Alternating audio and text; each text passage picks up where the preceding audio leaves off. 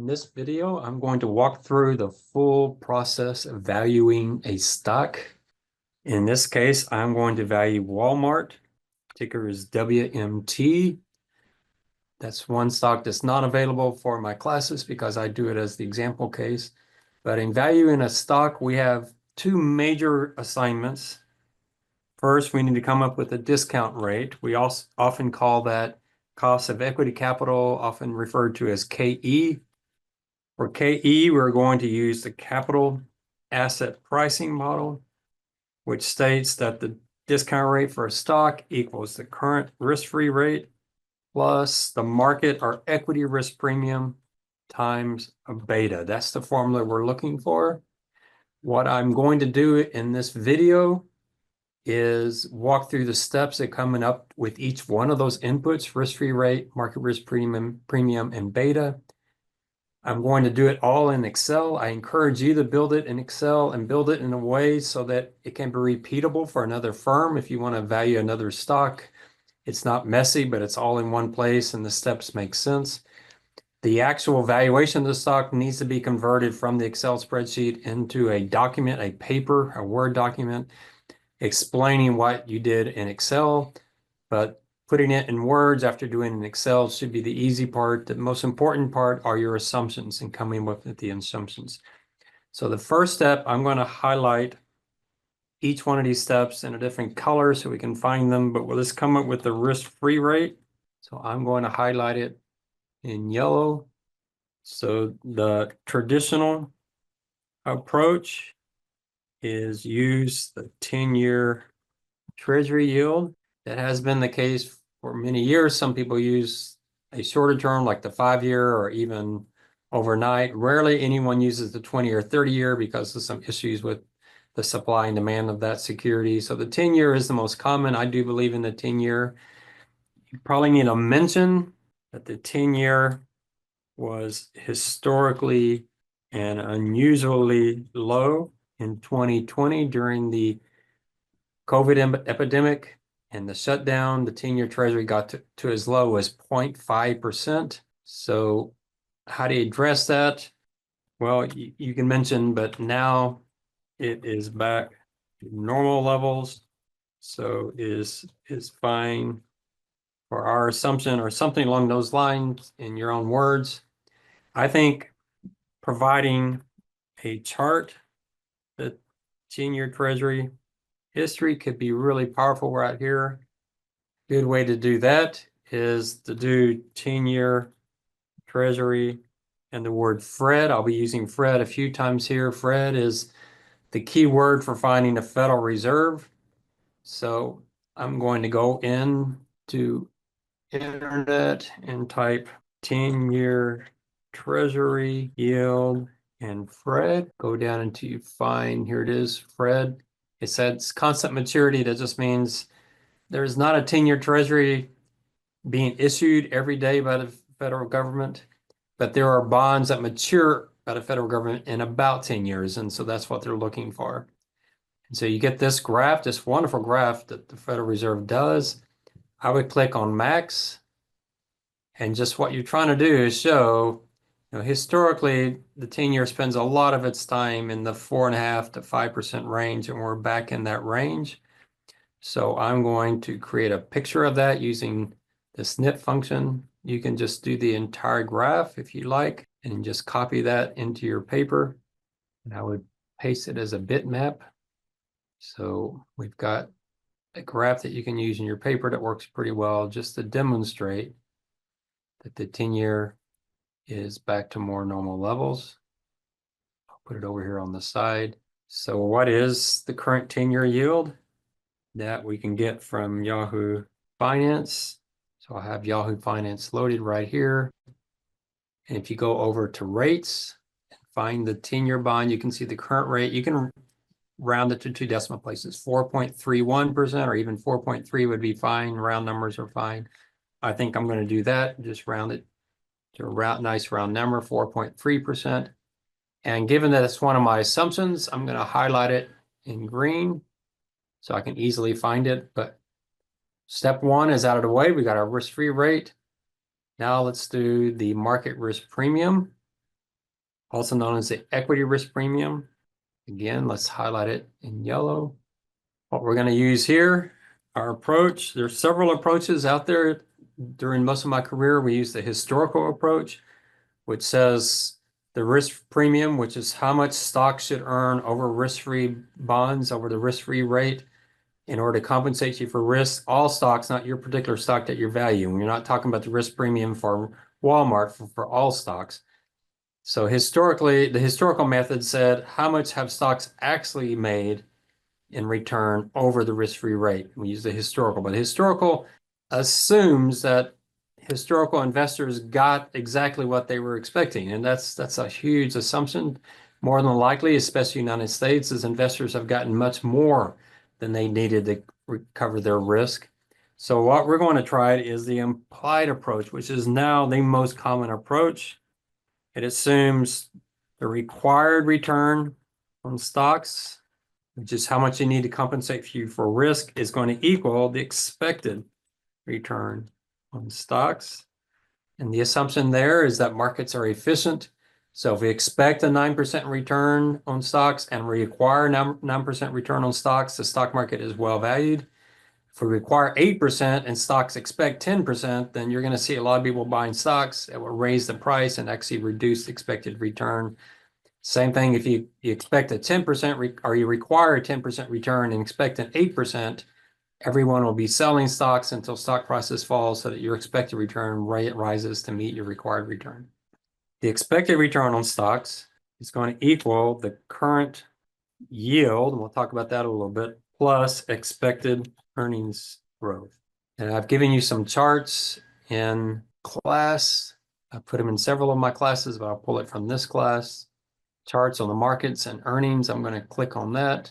And so for this approach, to say that the expected return on stocks is a yield plus earnings growth, I have this PowerPoint that essentially backs that up fairly well. I won't go into in detail here.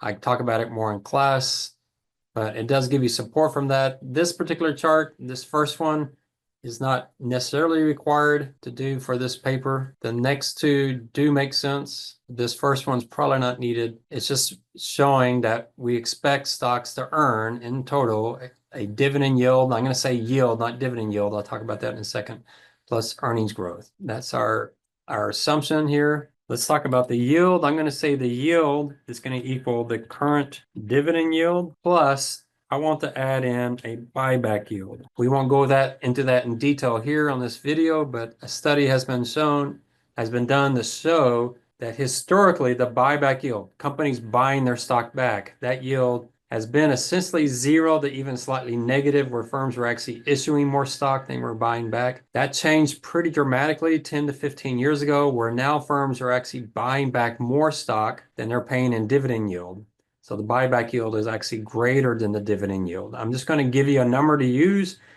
The study that I use is a good 7 years old, but I have been testing their assumptions and showing it's easy to show that the buyback yield continues at about the same rate as it was when they wrote their paper.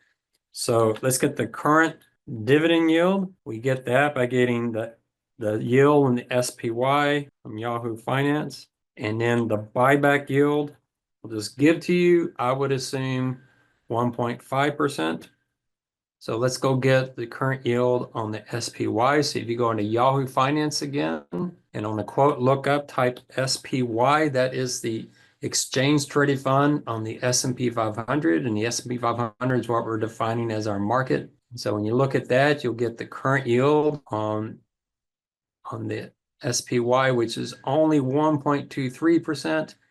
Again, if you want to use a round number, that's fine. I'll use 1.25%. So that gives me a current yield of 2.75%. One thing, if you're doing this to be able to make it repeatable, you might want to put your input numbers as green and your formulas as in black, so that you know you only input these two numbers, you don't input that number. But just any trick that helps you if you want to update this for another company. These assumptions won't change if you change another company. The only thing that changes is probably the current dividend yield. If the stock market falls, that yield will go up. So that's a current dividend yield. And expected earnings growth for the stock market, we're going to say is a function of nominal GDP growth, which equals expected productivity growth plus expected labor growth plus expected inflation. Because this is nominal GDP growth, because corporate earnings, we do want inflation in the numbers because we do receive inflation as a stock investor. So those are my numbers. A few things you could do here is bring in some of the history and look at it. First thing I want to do is show the history of corporate earnings growth versus our economy. And again, that comes from our PowerPoint, that second slide. So you could use this second slide in your paper just to demonstrate corporate earnings grow at about the same rate as our economy, actually a little bit more slowly. So that's a chart you might put into your paper. If you look at the chart, you can see corporate earnings have grown about 6.1%. Our economy's grown 6.4%. The 10-year treasury has grown about 5.6%. The motor says corporate earnings growth should be tied to 10-year treasury. I'm saying it should be tied to expected economic growth. You can use that as support for using this equation here. Then what you have to do is come up with each piece. So the next chart you might want to do from the PowerPoint, which makes a lot of sense, is showing the history of productivity growth, labor growth, and inflation. The median is right at 6%, which is, or a little over 6%, just like I showed you in the chart. Economy grows at 6.4%.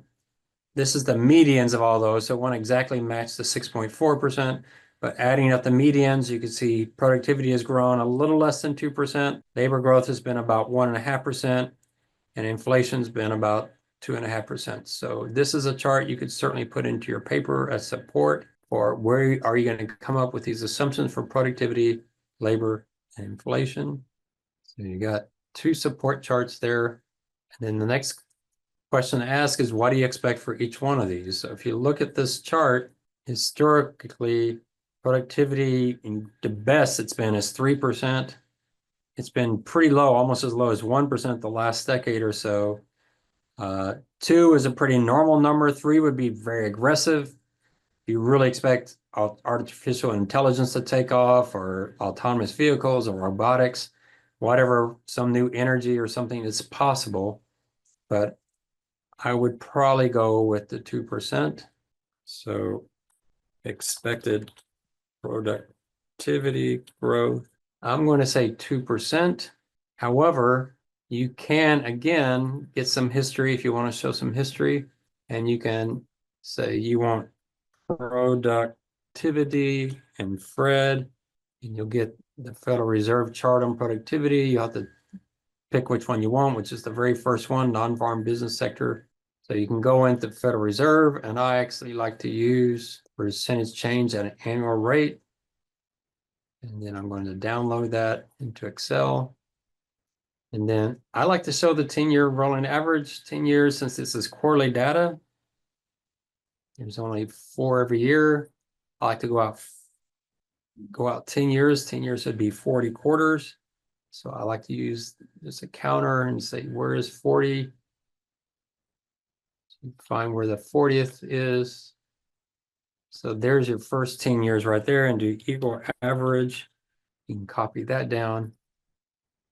And then you can insert a graph, and it gives you a pretty stable graph. You can reword it, put the years in there. I've already created one that I can use, so I don't have to show this editing on the video, but productivity year-over-year growth, 10-year rolling average. This is actually not the year-over-year, it's actually the annual rate, but it gives you a smoother chart when you do that. So there's a chart on productivity. And I always use the bitmap. So there's my rolling productivity. You can see it really has come down last decade or so. And so it's more like 1.5 than 2, but I'm going to use 2%. I might discuss that some while I'm using 2, AI, robotics, etc. Whatever argument you want to make for strong productivity. Productivity has been an issue around the world. And US has probably done better than other countries, but it is an issue that productivity seems to have slowed down the last 10 years, even with the internet and everything else. Then expected labor growth. There, if you look at the chart by decade, here you quickly notice how much labor growth has actually declined. Actually, for the 2010, it was actually negative for the first time in US history. Bounced back somewhat to about a little over 1%. Argument here is it's you got to worry about baby boomers and immigration. There's so many issues here. That really is the big issue here is baby boomers retiring, immigration policy, which I realize is much in the news these days. But those type of issues to say is it can be higher or lower, but it is an issue. Here you can do the same thing I did with productivity, is that you can do jobs added from Fred. And here again, I like to do, on this one, I do like to do percentage change from a year ago. Again, you can see COVID really in there. And then I'll have it at the max, which it already is, and then download it to Excel. So the same thing here, we're going to bring it in, do a 10-year rolling average, just like I did with productivity. Fine. Now this one is monthly. So we're going to edit the chart and do percentage change from a year ago. Download that to Excel. And here it's monthly, so 10 years is going to be 120 months. So go down 120, there's our 120, and do equal average again. You get that average, you can copy that down, and you get a pretty good looking chart that shows how much labor growth has come down. We have recovered quite a bit, although COVID does jump into these numbers. COVID was pretty material. Again, you need the years and you want to clean it up. I already have a cleaned up one created. So I'll bring that in, but you can see it has been about 1% here recently.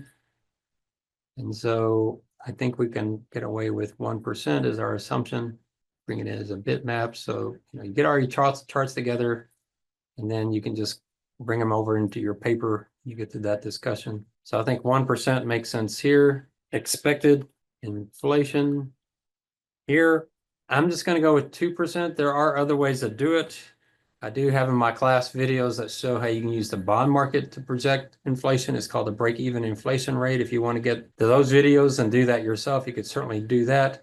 I'm just going to say this is the Federal Reserve target. If you want to put a quote in that shows that that's what Jerome Powell is shooting for, you could certainly do that. But that gives you expected nominal GDP growth, which is also your earnings growth. So I'm going to add those together again. Numbers that I input, I'll mark in green, and then my assumption will just stay in black. And so my expected return on stocks is going to equal the dividend yield plus expected nominal growth in earnings. And that means my market risk premium equals my expected return on stocks minus my risk-free rate. So here, my expected return on stocks is 7.75, and my risk-free rate that I marked in green up here so I could find it, 4.3. So my market risk premium is 3.45. That is one of my assumptions, so I'll highlight it green. So we've got two of our assumptions going here. All we need now is beta. So again, we'll highlight that so we can see that it's there. So each one is easy to find, and the final solution for each one is easy to find. If you need to change your numbers, it automatically feeds in. For beta, we're going to do a 4-step process. We've talked about that in class, and you've had exercises on it, but the 4-step process is simply essays and a little bit of data. So the first thing I talk about is revenue sensitivity, and that what kind of firm is this? So we're asking, is it a cyclical or defensive company? We're talking about Walmart here. So I'm going to say defensive, sells discount products to mass retail. Definitely a defensive company. It's also sells grocery, which is a very defensive. So defensive, and this is a capital product. Walmart has done extremely well historically during crisis. They did well during COVID. They did well even in 2008. They were one of the few companies in the S&P 500 that had a positive return. So I'm going to say this is definitely a defensive company.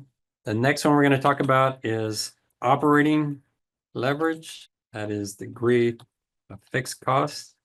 Here, I'm going to talk, first of all, we have hourly labor, very stable gross margins. That implies very, very, very low operating leverage. They do have big stores that have to depreciate. They certainly have some fixed costs, but with an hourly labor workforce and stable gross margins, more than likely this is a low beta. We'll do the chart here in a second, but the next thing I'm going to look at is financial leverage. That's the degree of debt used. And that one I have to go to the table. So let's bring the table in. So the table is given to you in Canvas. I'll show you in one class where it comes up, but it will be out there and you can see the title of it. Usually it's in the section on the data for your firm. So it's called Excel and Bloomberg. And the Bloomberg data for operating and financial leverage. I'll bring that in. It's a big file, might take it a while to load. And it's a big file because I'm bringing in not just the S&P 500, but a lot of stocks and looking at them versus the overall market. So here, first thing I'm going to do is go find, right now it's on Starbucks, but I'm doing Walmart. So I'm going to go in on the pace value side. I'm going to do Control F for find, and I'm going to type in WMT, my ticker, and the letter U, because I know it's a US stock. And there it is. Walmart is line 2910. So I'll go back up here, change this to 2910. That should give me Walmart. Sure enough, it does. So I'm going to bring this chart into my paper. You might clean it up before you put it in your actual paper, but I'm going to bring it into Excel. It's going to give me some support in what I just said about operating and financial leverage. I said they had stable gross margins. They also have stable net margins. So this gross margin, net margin, these are the standard deviations of their margins. The theory is if a firm has very high fixed costs or very elastic demand, they should have volatile gross margins and volatile net margins. You can see Walmart's gross margin and net margin are much, much lower volatility than the overall stock market's standard deviation of margins. You can ignore the gross margin and just focus on the net margin. You can see the standard, this is not their net margin. This is the standard deviation of the net margin. The standard deviation of Walmart's net margin is 0.73%. The standard deviation of the stock market's net margin is 7.46%.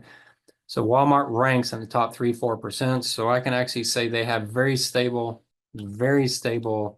gross and net margins. And you can certainly put that into your paper. If you want to strengthen your paper, you could look at a couple of competitors as well and just see if your company is an outlier or if this is something that's true. So if you brought Costco in there or Target, they probably do also have much lower standard deviations of margins than the overall market. When it comes to debt, this is their debt to equity. The stock market 61%, Walmart is 73%. So you can say they're slightly above average, but little impact on beta.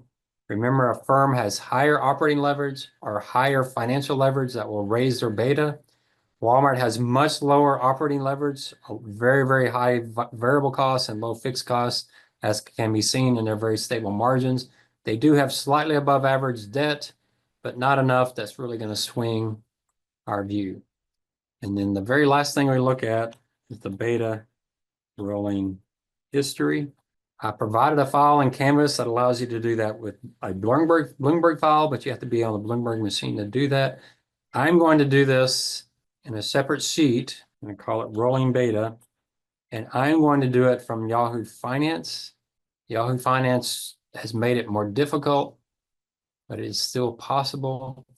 So what I'll do is I'll type in my ticker, Walmart, bring it up. Over here on the side, you'll see historical data. One thing you might want to switch first is to change the daily to monthly. And then you want the max. Then all we can do, because they don't have the download button anymore, because you have to have an account to do that. I'm going to start. We're in the middle of November. with the way Yahoo Finance does it. So we'll start there and you just have to go all the way down. Fortunately, it's monthly, so it should go pretty fast. We've already gone a decade. We've now gone 2 decades. So it takes a while to get it all in there, but just go as fast as you can. You don't necessarily have to go back to 1972, as long as I would at least go back to 1990 if you have data back that far. If you don't have data back very far, you might have to pick another company. So I'm going to copy this and bring it into my Excel spreadsheet. And what you do here is you paste it special as text.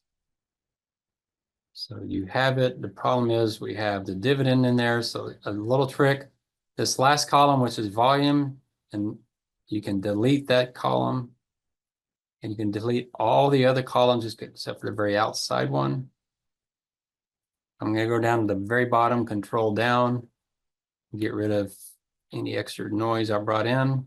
They have these pennies here that is not good for the early years. We'll have to talk about that. And we also have the dividends. So what we're going to do first is we're going to sort it, do data sort. We're going to sort it by column B. And then what I'm going to do is going to go down to the very, very bottom and get rid of all those that had the dividend in and just control shift down, get rid of that, go back up to the top, highlight everything, control shift down, shift right. And again, you want to sort it, and this time by column A. And here, unfortunately, the way they do the adjusted price, they used to do it where they went out many, many decimal places, but that's when you could download it. You can't download it anymore, and it's not going to bring in the decimals. So I'm going to start Walmart when they get up to $1. So let's start in 1990. 1990 is probably a good, safe place to start. Now I'll get rid of everything else besides that. I'm going to reformat it to be 2 decimal places. So I'll start them here. I'm going to control shift down and right and cut this down a couple of rows just so I can see. So there's Walmart. Walmart I started in January. And it says January 1. This says November 1. But if you actually look at it, October 31st is $81.95.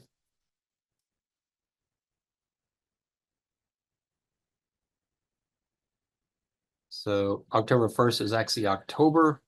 So we don't want the November. So yeah, it's hard to know. So in this case, October 1 is actually October 31st. So I'm never sure which way they're going. The next thing we're going to do is the S&P 500. I'm going to call it SPX. That's just the symbol we usually use for it. And in fact, in Yahoo Finance, you can do Shift 6, which is a little caret, SPX. That will bring up the S&P 500.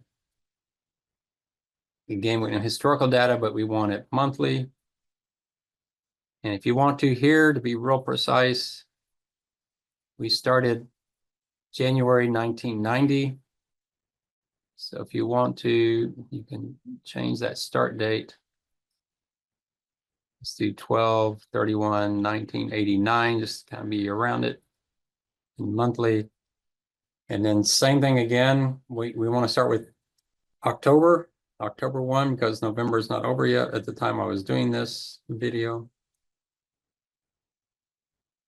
And go down to 1990, January 1990. There it is.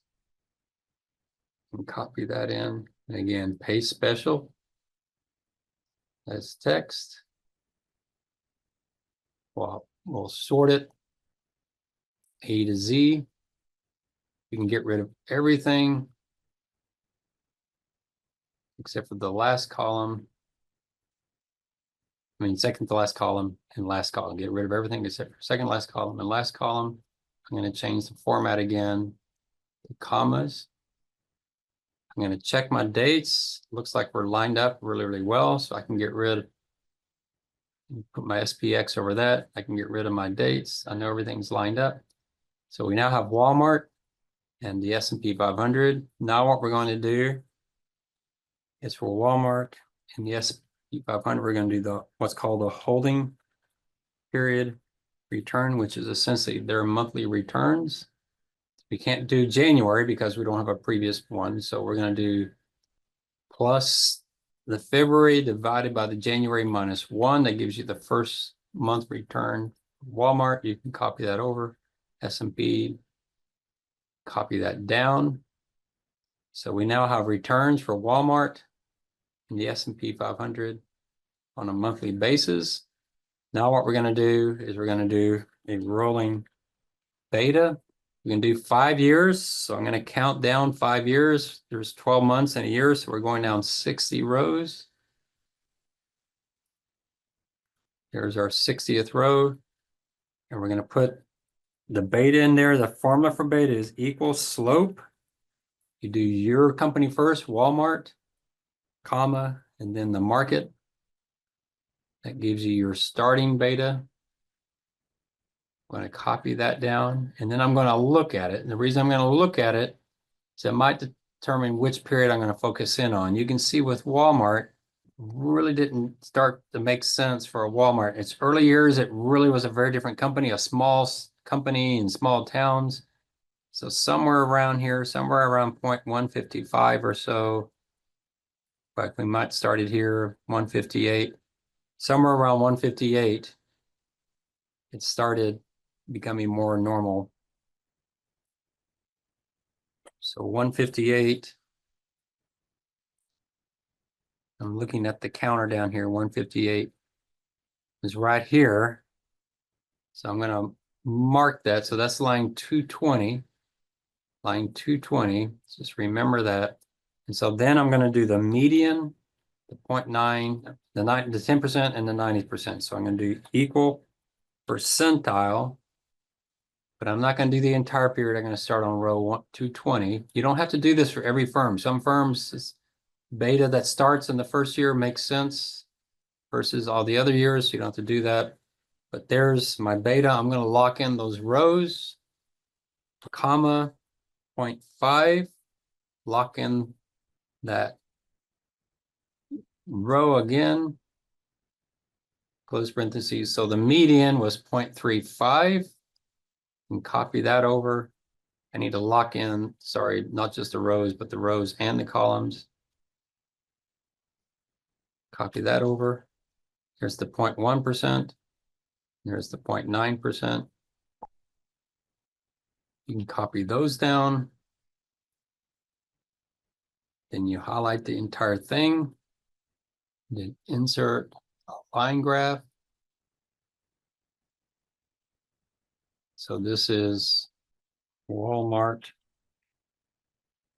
rolling beta. We're doing monthly,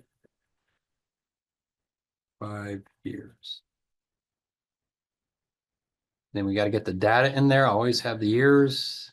Select data. Let's do the years. So we're starting here. Put that in there. And then we want to edit this, format it. And we want to change it to just a YYYY. You just go down the number, change that to YYYY, hit the add button. And that gives us our years. You want to bold that. You could bold this one. You don't really need 2 decimals. So I'm going to format that axis, change it to 1 decimal place. And I'm probably going to go up to 1.2. It might put it a little bit off the chart, but that's fine. You know, and fancy it up. Get your titles so they look good. But I'm going to select data, and I want to edit my titles. The first one is actually the rolling beta. Second one is the median. I probably should put what year the median starts in. So let me go down and find that. 2020. 220, excuse me. 220. That beta goes back to line 161. So that's the median since 2003. And you have the tough assignment of figuring out where that graph ended up. There it is, way down here. I don't like how Excel does this, where you're having to hunt all over for your graphs. So I'm actually going to cut this, Control C, and put it up at the top so I can find it. And so now I'm going to edit this. So my median is from 2003. This is my 10th percentile from 2003. And then my 90th. So do clean it up, make it look good.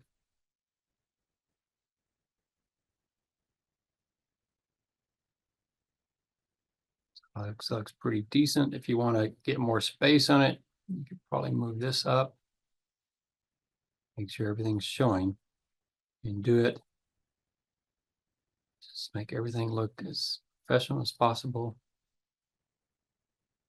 So that's looking like a pretty decent chart. So now we can copy that over. So then what I like to do, this part of the paper, is summarize it all, maybe a table. You could build a table. You might do revenue, sensitivity. Here you might, the recommended beta is 0.3 to 0.5. Definitely defensive company. So we can spread out some of these rows a little bit, columns a little bit. And get rid of that column B, kind of redundant.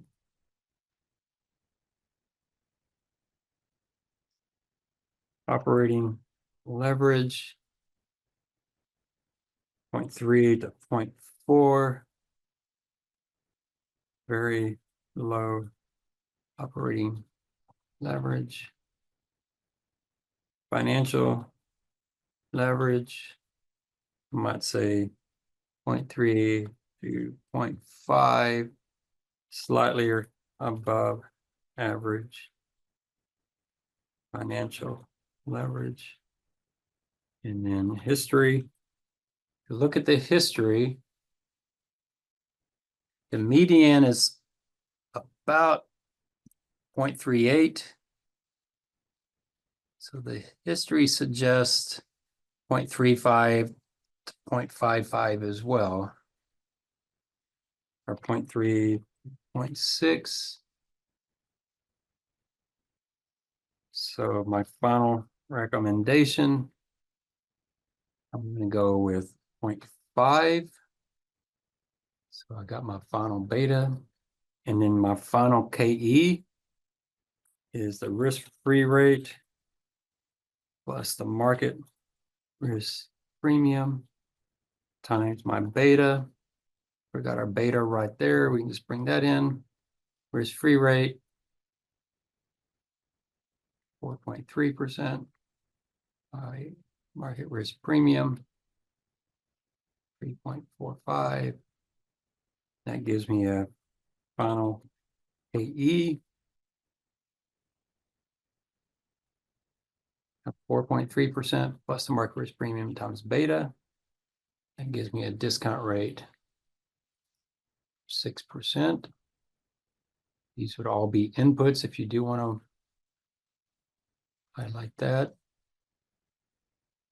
So we've got our final discount rates, so we're halfway there. So we save that. You got the charts that you can just bring right over into your paper. You've really got everything you need, other than you just got to put the words together. Your firm might be very different on some of these things, but you just change the wording to match what other firm you're doing. Now we need to move on to valuation. We've got our discount rate at 6.03%. So for valuation, what we need that discount rate. We'll just bring that down from above, 6.03%. So we're talking about valuation here. Highlight that in yellow. The other inputs we need are dividend 0, or as I recommend, free cash flow per share 0. Dividend 0, we can get that from Yahoo Finance. And free cash flow share we can get from Yahoo Finance. For this one, what we're going to do, we'll have 3 inputs. We'll have cash from operations. We're going to subtract CapEx.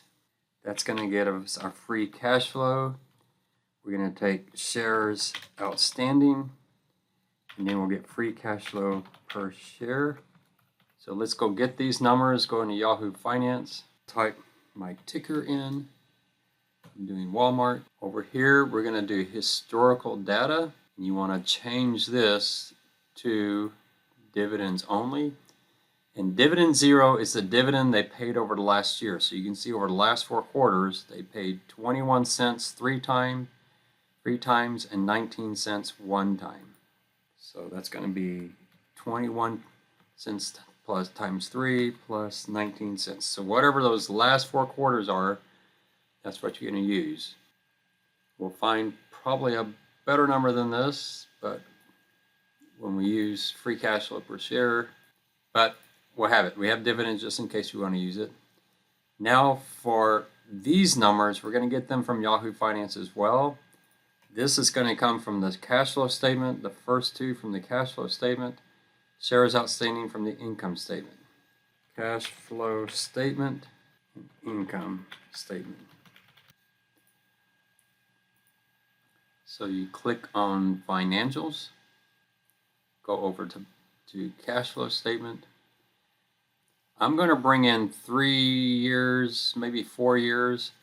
This top line, operating cash flow, I'm going to bring those in. That's 21, 22, 23, 24. See if it will paste it as text, hopefully. It did, but not in the correct format. So let me put it over there. I'll widen my columns a little bit so I can see. Now, technically, that's 2024, but for only January 2024. But it gets confusing if the year ending January 2024, if that's 2023 or 2024. I'm going to use 2024 as long as I'm consistent with my numbers. CapEx, you're going to get that under investing cash flows. You have to click twice there, and it's this line right here, net PP&E purchases. So we'll type those, bring those over, and again, it will probably do it in the wrong format. I'll just use the Control X and bring them over.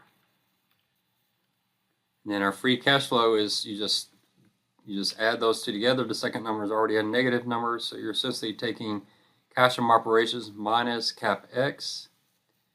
And just remember on the CapEx, look at what it's called. It's called net PPE, property, plant, and equipment purchases and sales. So it's the net. If it's a negative number, that means they purchased more than they sold. Then the last one is the shares outstanding. So here we go over to the income statement. And diluted average shares is right down there. So we can copy that in. Move it over. I'm using the Control X to move it over. So there we have all our numbers. Remember we said if it's a keyed number, we'll put it in green. So that way we know what's a keyed number and what's a formula. And then our free cash flow per share, we just take our free cash flow divided by the number of shares. And you look at it, it's been pretty volatile. There's a couple of things you could do. I'm just going to use the latest number, but you could take the average if it's really lumpy and see the average is $1.95, or you could look at the median. The median is $1.69, so it makes a difference. You have to decide, is this last year really unusual? You can see it was really high, and that's 305. That's back during COVID, because remember, this is the year ending January 2021. So it really is 2020. Obviously, they had a great year in 2020 because of COVID lockdowns. They really dropped off the next 2 years, but they've had a strong year here lately. If you're not sure, it's not really obvious. I mean, one thing is if 2024 was 3,000, the 305, I'd say, okay, wait, that's really, really high. I'd probably pull back and use a different number. But we're sitting at 190. It looks like it's a little high, but it's debatable. It's your decision what adjustments you make. That's what we call normalizing. Normalizing would be you use something besides the latest number because you think the latest number is distorted. For some reason, you normalize, maybe use the median of the last 4 years or the average. I'm just going to use the last year. I'm going to use the 190, but we have the 82 in case you want to. Free cash flow is what we really want in finance, but what finance has done historically is use dividend zero as a substitute for free cash flow. And so in that case, you can see with Walmart, you would get a radically different answer if you use dividends. Dividends for Walmart really do not approximate their free cash flow. This free cash flow here is the true answer. It's the cash flow they're getting from their operations minus what they have to reinvest to the firm, mainly building stores, and then that gives you their net free cash flow, and then you put it on a per share basis so we can value the stock. So you got the numbers you need. The next thing you need are your growth rates. We need a long-term, or what we call the terminal growth. Terminal just means what's their growth rate once they get to be a mature company. Then you have your short-term growth rate. For terminal growth rate, here you can tie it back to your nominal GDP assumption from above. So let's go get that number. We did that earlier. So here we said, how fast is the economy going to grow? We have this right here, expected nominal growth. I put 5% there. That's 5% for the economy. I'm going to actually pull off some of that. I'm going to subtract 0.005 and use 4.5%. So I used the nominal assumption minus 0.5%, just because I think Walmart's going to be a very mature company. There's going to be a lot of new up-and-coming companies that are going to be growing much faster. Walmart would be huge, so it's going to dominate, but a bunch of small, fast-growing companies, they'll be growing a lot faster. So the average between Walmart and the fast-growing companies gives you that 5% overall growth. Short-term growth, very, very subjective number. It's your opinion what you're going to use. There are some ways that we can at least get a ballpark for it. Let me show you 3 ways that we can get some ballpark for this number. The first one is we'll let the market help us. We'll use a market forecast. This is a couple ways you can do this. We're going to use the PEG ratio approach. Another approach you can use is to go to the Bloomberg machines and type EE, which is earnings estimates, and see what growth rates they're assuming there. I'm going to use the PEG ratio approach. For the PEG ratio approach, you bring in the PEG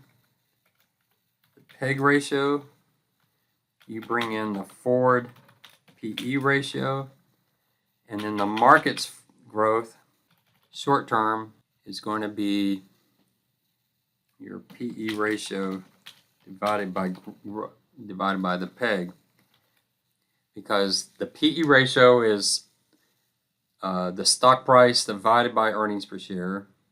That's your PE ratio. The PEG ratio is the PE ratio again. It's the same number, but it's the PE ratio divided by growth.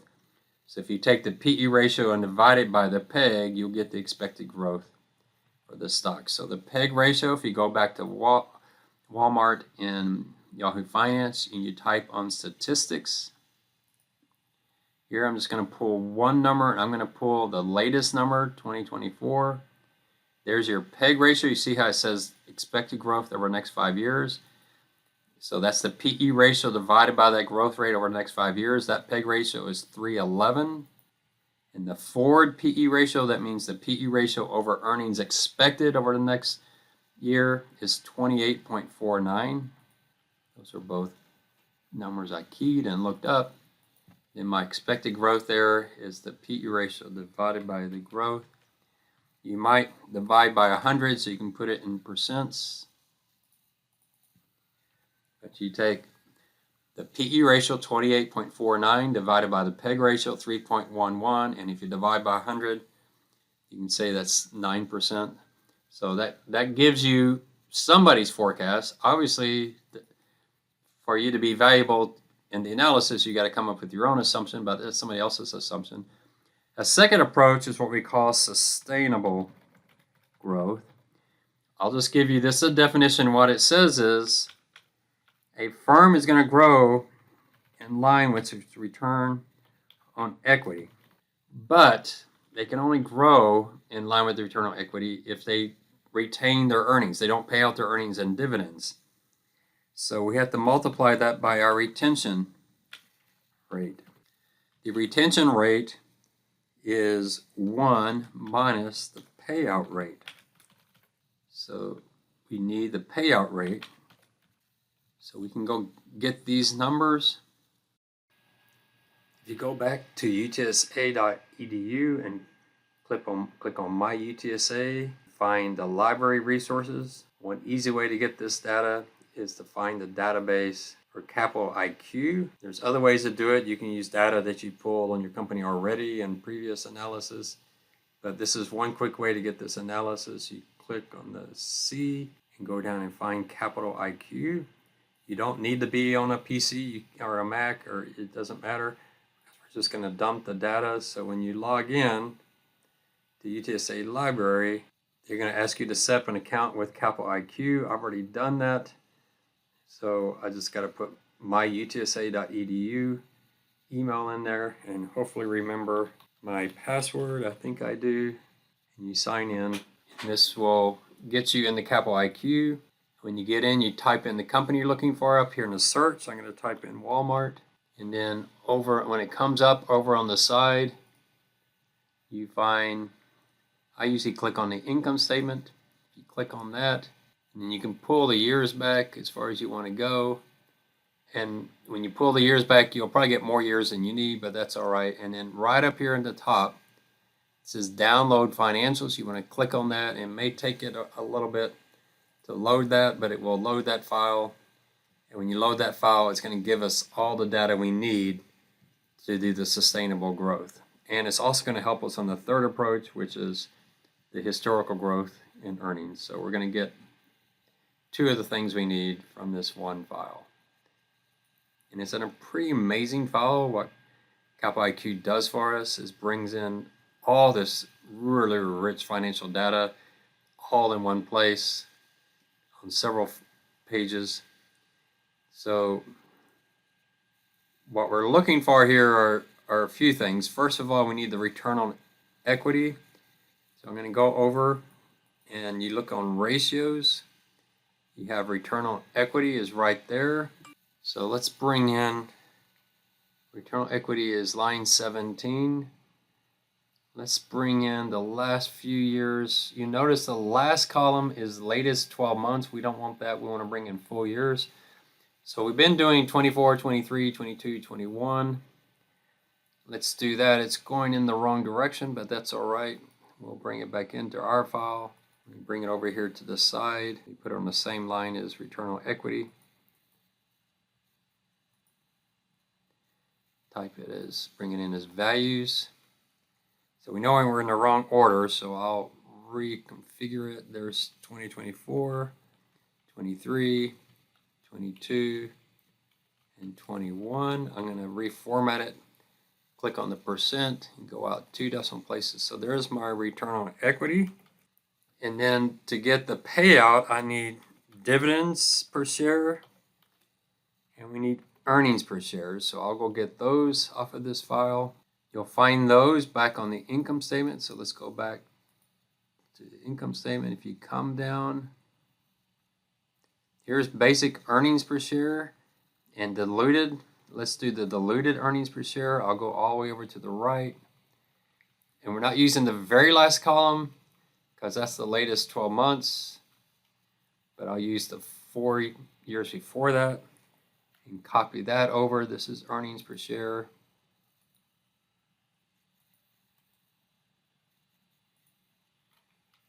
So the last year was 191. Control X, 142. 162, 158. I can highlight all of that and Control X and bring it back up. I'll put it in dollars since it is dollars. Then all I need is dividends per share. Go back to capital IQ. Dividends per share, control left. And we should see dividends per share right down here. They even have the payout ratio, which is what we're looking for. But here's dividends per share. I'll go control right. Again, ignore the last column. That's the last 12 months. And I'll bring in those 4 months before that. Control C, the copy. And I'll copy it down here, paste it as values. And so there's the 2021, 2022, 2023, and 2024. Again, these are dollars, so if it's in dollars, I like to do that. These are all numbers we looked up, so I'll just make them all highlight in green. And then that gives us a retention. Our retention is going to be equals 1 minus, open parentheses, our payout. Our payout is dividends per share divided by earnings per share. So they paid out 40% and they retained 60%. You can copy that over. Again, I'm doing multiple years just to see if anything wild has happened. And then this gives me my sustainable growth.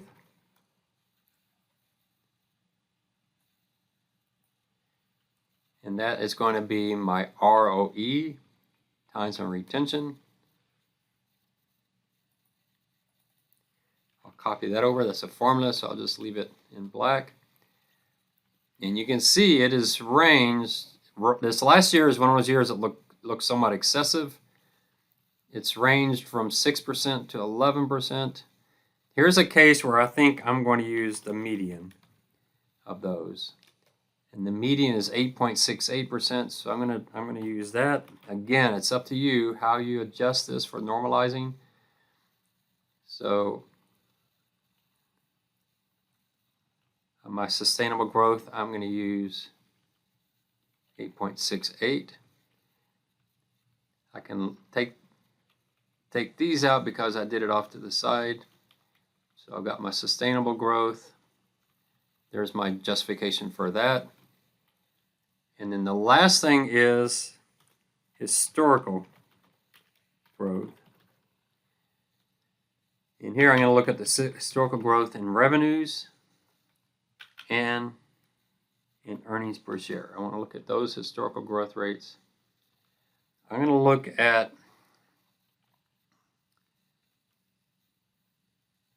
here, I'm going to put over on the side here, I'm going to do revenue growth. I'm going to do the last 3 years,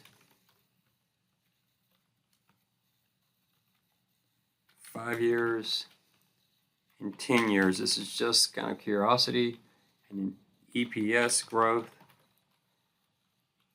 Again, I'm going to keep editing as I go so I have a good crisp looking file. So revenue growth, I'm going to go back to that Capital IQ file. And here I'm going to come back to the left and I'm going to go all the way back up to the top. And I'm going to actually come down a little bit and I'm going to do view, freeze frames, freeze panes, so I can see what I'm doing. Here's the revenue line right here, line 20. So I'm going to do a 3-year growth, 5-year growth, and a 10-year growth. Growth rates, this is the CAGR we're using before. CAGR is going to equal the ending over the beginning raised to the 1 divided by n minus 1. So for 3-year growth, just watch this real carefully. I'm going to do the ending revenue. Again, we're skipping this first column because it's the latest 12 months. So I'm going to do 2024 divided by, well, 3 years to get 3-year CAGR, you have to go back 4 years. So there's 1, 2, 3, 4. Close parentheses, raise it, shift 6 to the 1 divided by 3 minus 1.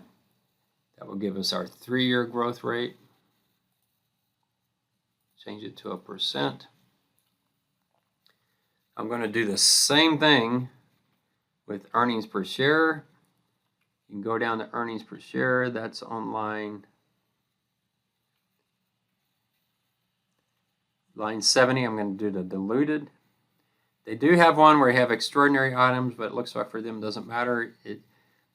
If you want to exclude, you could use line 70 or 71, depending on your company, maybe different lines. If you want to exclude extraordinary items, if you see some, you can see for Walmart, it doesn't matter. So that gives us 653. I'm going to control back up. I'm going to do the exact same thing now with 5 years. So I do 2024 divided by, there's 2024, that's 1, 2, 3, 4, 5, 6. We're doing 5-year growth rate, so we need a base year. So we go back 6 years divided by 1. Raised to the 1 divided by 5 minus 1. That gives us a growth rate.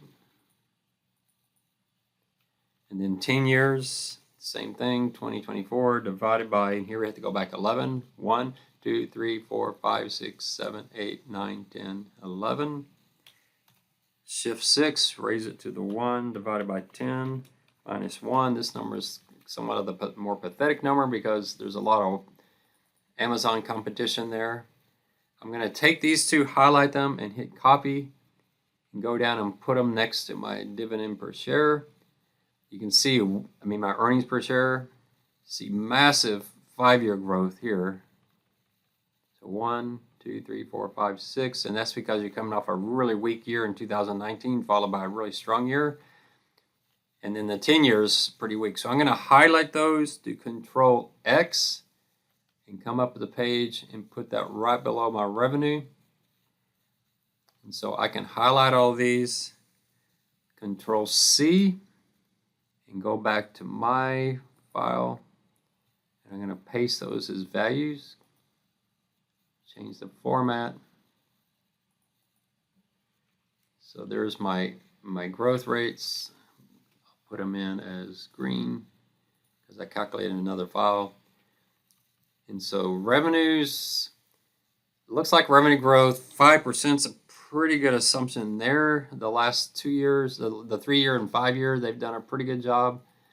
That might be a little bit exaggerated because of COVID, because 5 years gets you back to 2019. So you might want to, maybe say 4%. Again, it's very subjective. Here for earnings per share growth, the last 3 years has been 653, 20% because of COVID. I don't believe that number. 1.6%, I don't believe that because that's Amazon really tackling Walmart, taking a lot of market share, and then Walmart figuring it out and coming back strong. I think I'm going to go with the 6.5% as a good sturdy number for them. So we have several growth numbers here. We have 3. The market is thinking they're going to grow 9.16%. The sustainable growth, which is based on the return on equity adjusted for their payout ratio, that's about 8.5%. The history suggests something more like 6.5%. My assumption for short-term growth, I'm going to go with 8%. Again, extremely subjective.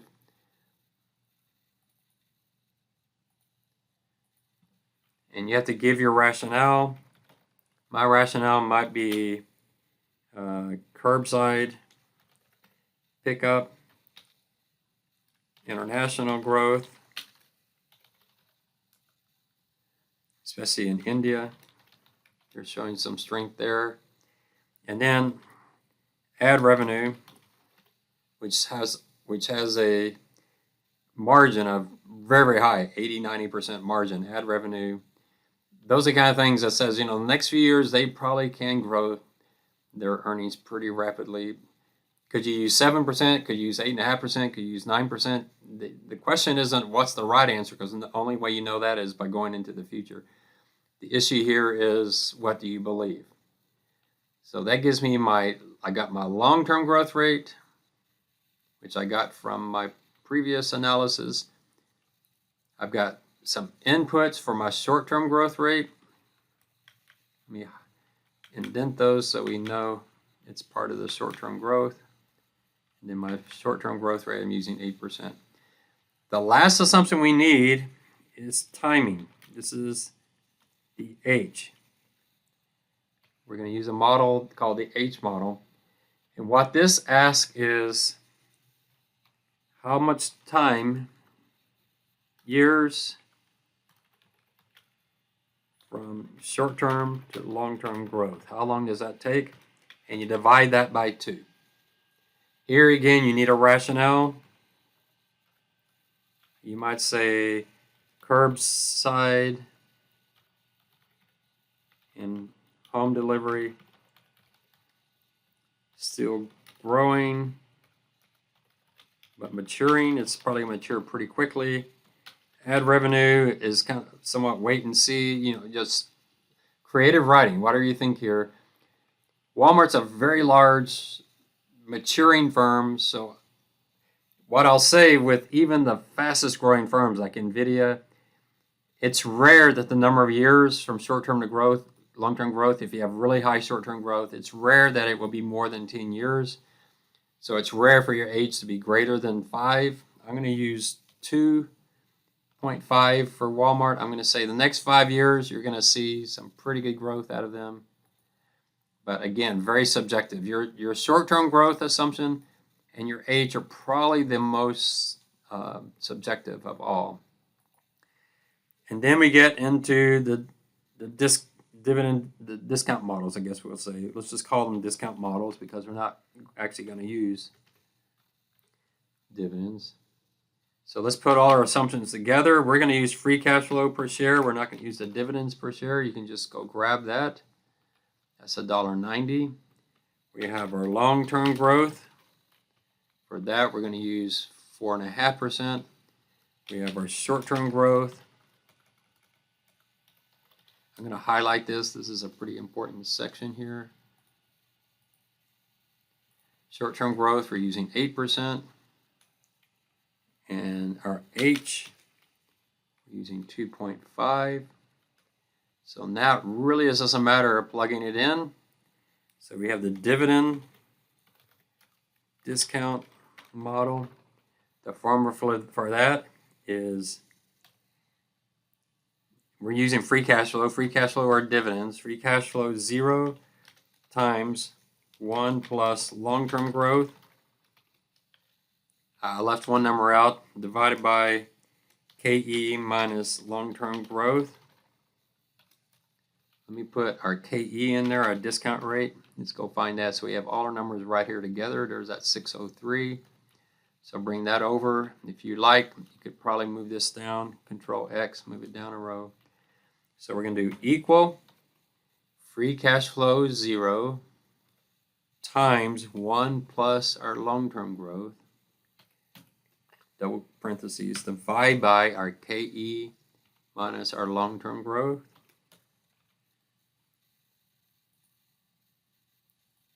There we get, whoa, a really big number. And then the H model.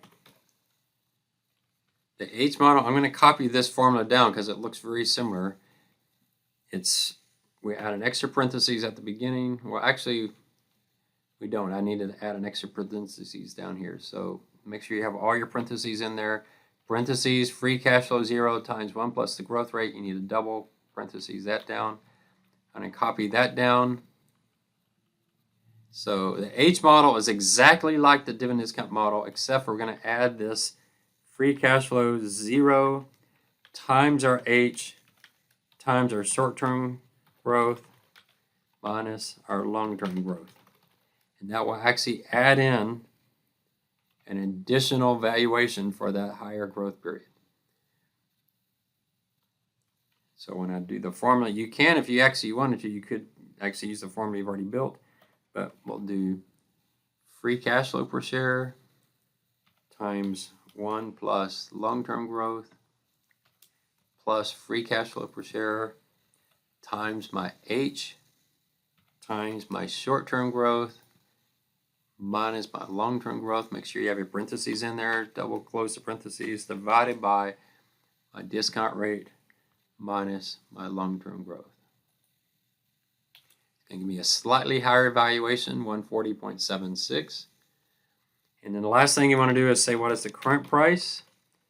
That I can go get out of Yahoo Finance.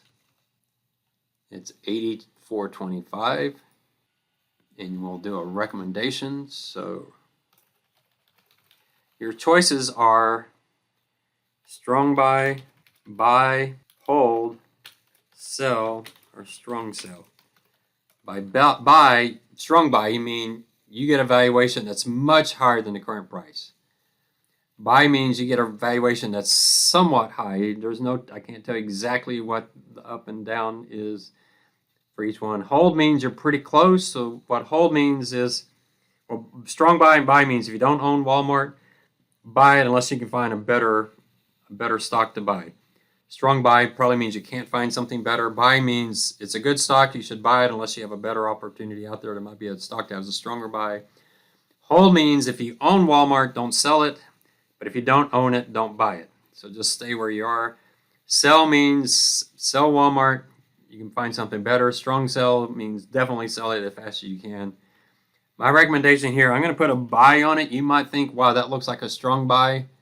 But we get some pretty wild valuations for stocks. So that kind of would be okay there. I mean, there is a lot of upside. One thing you could do, if you'd like to, I'll just add this one last thing, is you could do a table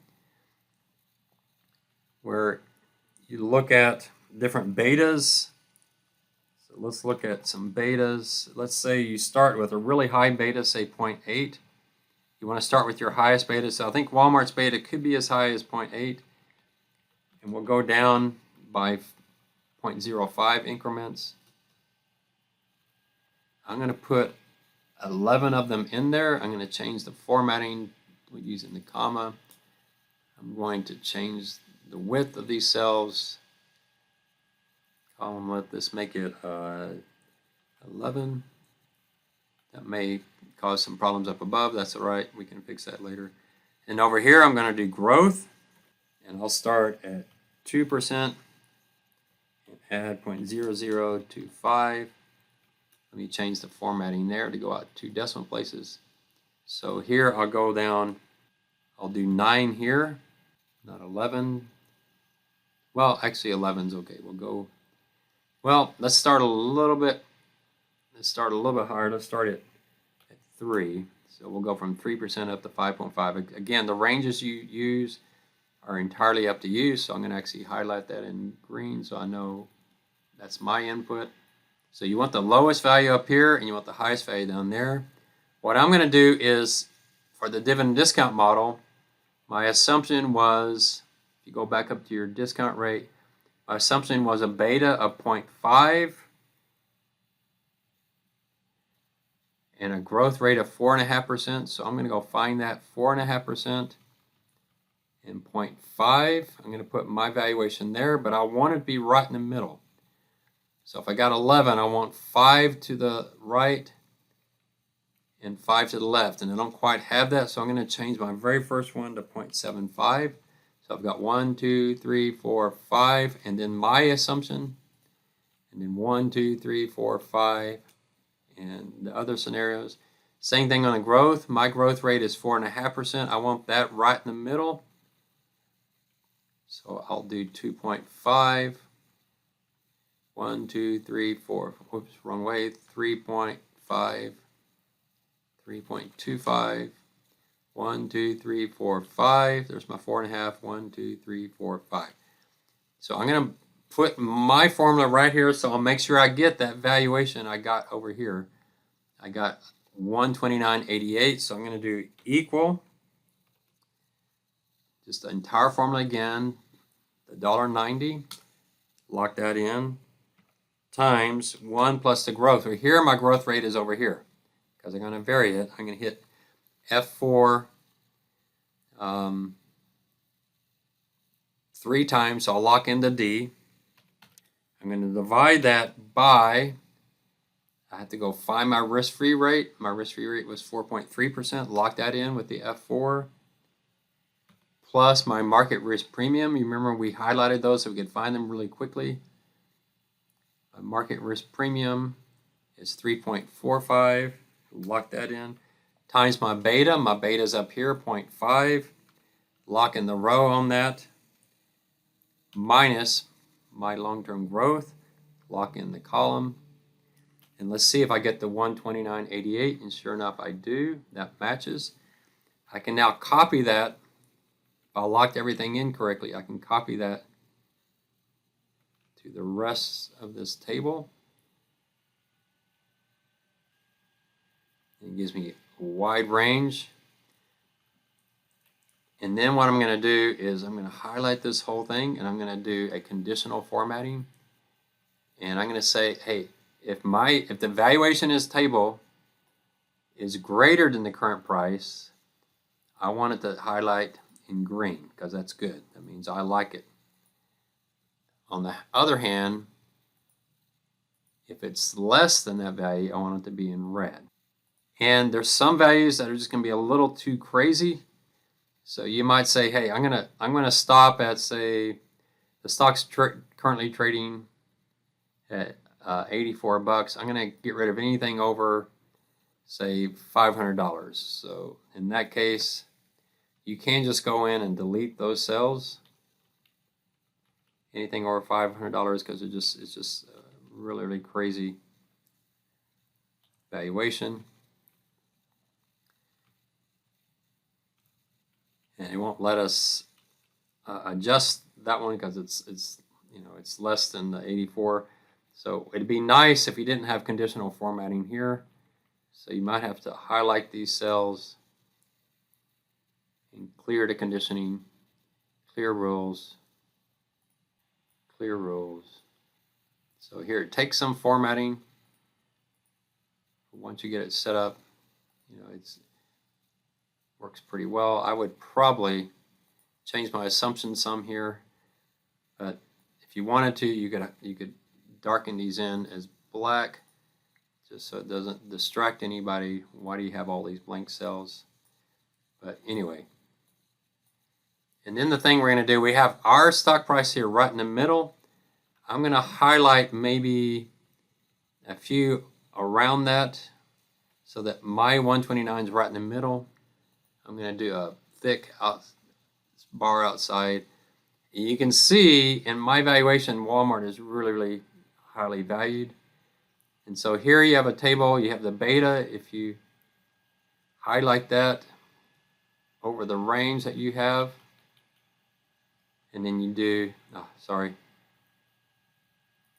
then you do Alt HMC. It will center that. You can highlight that too if you like. Put it in different colors. And over here is growth. So you could say growth. You could highlight that. So here maybe I'll make all this blue. Maybe I'll make all this different color. Maybe orange.